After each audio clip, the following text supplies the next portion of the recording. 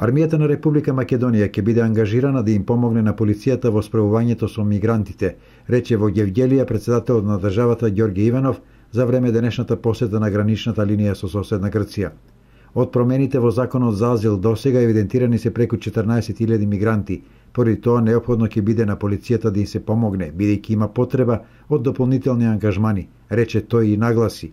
Армијата ќе биде ангажирана да го обезбеди овој дел од границата во должина од 50 километри, но и да се обезбеди северниот дел кај Табановци.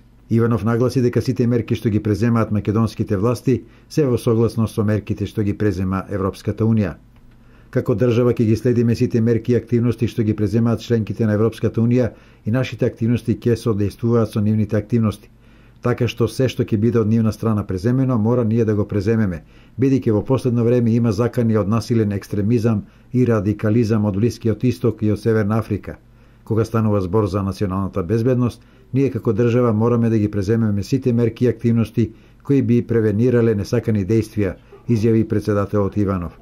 Како што наведува Македонската информативна агенција, според последната евиденција на МВР од примената на измените на законот за азил од 19 јуни заклучно со денес, издадени се потврди за искажана намера за поднесување барања за признавање право на азил на вкупно 14.311 странски државјани.